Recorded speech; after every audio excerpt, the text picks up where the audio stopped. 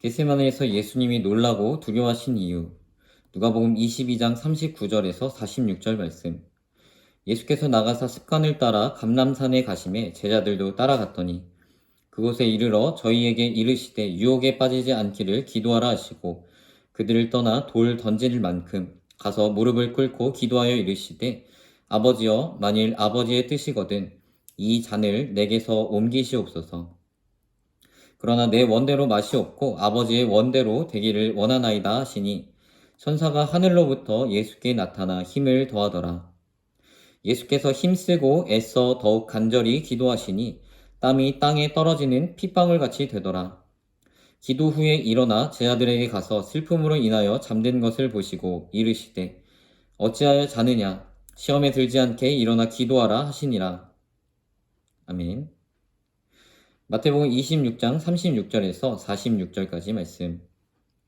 이 예수께서 제자들과 함께 겟세마네라 하는 곳에 이르러 제자들에게 이르시되 내가 저기 가서 기도할 동안에 너희는 여기 앉아 있으라 하시고 베드로와 세베대의 두 아들을 데리고 가실새 고민하고 슬퍼하사 이어 말씀하시되 내 마음이 매우 고민하여 죽게 되었으니 너희는 여기 머물러 나와 함께 깨어 있으라 하시고 조금 나아가사 얼굴을 땅에 대시고 엎드려 기도하여 이르시되 내 아버지여, 만일 할만하시거든 이 잔을 내게서 지나가게 하옵소서. 그러나 나의 원대로 마시옵고 아버지의 원대로 하옵소서 하시고 제자들에게 오사 그 자는 것을 보시고 베드로에게 말씀하시되 너희가 나와 함께 1시간도 이렇게 깨어 있을 수 없더냐.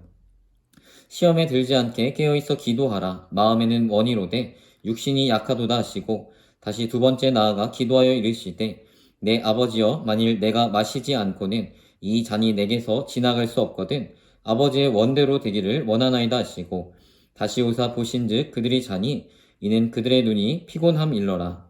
또 그들을 두시고 나아가 세 번째 같은 말씀으로 기도하신 후 이에 제자들에게 오사 이르시되 이제는 자고 쉬라. 보라, 때가 가까이 왔으니 인자가 죄인의 손에 팔리느니라. 일어나라, 함께 가자. 보라, 나를 파는 자가 가까이 왔느니라. 아멘. 십자가를 바로 안다는 것. 기독교에서 십자가는 매우 중요한 의미를 갖습니다. 평소에도 그렇지만 특히 고난주간과 같은 시기에 많은 사람들이 그리스도의 십자가와 고난의 의미를 돌아보곤 합니다. 로마 가톨릭 교회에 속한 사람들은 이 기간에 고행을 행하기도 합니다. 어떤 가톨릭 국가에서는 예수께서 십자가에 못 박히신 장면을 그대로 재현하기도 합니다. 실제로 그러다가 사람이 죽는 일도 생깁니다. 그런 식으로라도 그리스도의 고난에 동참하고자 합니다. 그러나 그것은 성경이 그리스도의 고난을 가르치는 이유를 오해한 모습입니다. 성경이 우리에게 그리스도의 고난을 상기시키는 것은 애도의 기간을 갖게 하거나 그분이 당하신 것과 비슷한 형태의 고행을 하도록 하기 위함이 아닙니다. 그러면 성경이 우리에게 예수 그리스도의 고난과 죽으심을 가르치는 이유는 무엇일까요? 우리는 성령의 도우심 가운데 성경이 가르치는 그분의 고난과 죽으심의 의미를 묵상하고 깨달아 그것을 자신의 존재와 삶의 구심축으로 삼아야 합니다. 그것이 성경이 그리스도의 고난과 십자가를 가르치는 이유입니다. 실제로 그리스도의 십자가는 우리의 행동과 사고의 중심이 되어 움직일 만큼 놀라운 역사를 담고 있습니다. 때문에 그것을 알고 소유한 신자는 바울처럼 그것을 자신의 존재와 삶의 중심으로 삼고 증거하며 자랑하고자 합니다. 그런 면에서 진실로 거듭난 신자는 예수 그리스도의 죽으심을 알고 거기서 주를 믿고 의지해야 할 이유와 그를 영화롭게 해야 할 이유, 그리고 우리의 삶이 구별되어야 할 이유를 찾고 살게 됩니다. 그리스도의 십자가를 제대로 아는 사람은 설렁설렁 믿을 수 없습니다. 그의 가슴은 식어 있을 수 없고 그의 입은 침묵할 수 없습니다. 십자가를 제대로 아는 자는 그 속에서 생명을 발견하기 때문에 바울처럼 고난을 받으면서까지 그리스도의 십자가를 자랑하게 됩니다. 그뿐 아니라 그리스도의 십자가는 그에게 가장 위로가 되고 자신을 견고하게 붙들어주는 진리를 말하고 있어서 그는 그것에 의지해서 살 뿐만 아니라 그것을 위해서 삽니다. 따라서 우리는 가능한 한 주님의 고난과 죽으심의 전말을 알도록 힘써야 합니다. 또한 일생에 걸친 묵상의 대상으로 삼아야 합니다. 여기서는 다만 그중 한 장면, 주님의 고난과 죽으심의 풍성한 의미 중 일부만을 중점적으로 이야기하고자 합니다. 이번 장과 다음 장에서 살펴볼 내용은 주님의 고통이 가장 극심했던 순간들, 즉 겟세마네에서의 예수님과 십자가상에서의 예수님의 모습입니다. 우리는 이를 통해 주님이 당하신 고난과 죽으심이 얼마나 엄청난지를 묵상해 볼 수 있습니다. 오늘날 많은 사람들이 예배당에 드나들고 있지만 십자가를 피상적으로 알고 따라서 신앙생활도 피상적이고 형식적으로만 하는 경우가 많습니다.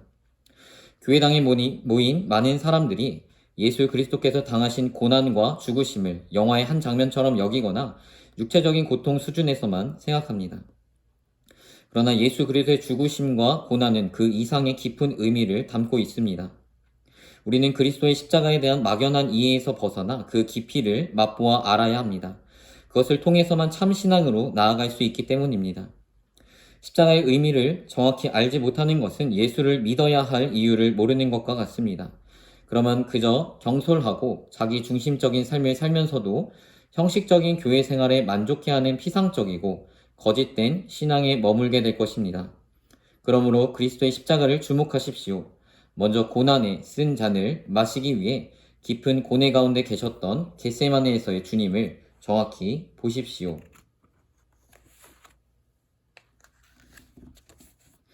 전 인류의 죄를 위한 진노의 잔. 주님께서 이런 극심한 고통 가운데 기도하심으로 얻으신 결론이 무엇이었습니까?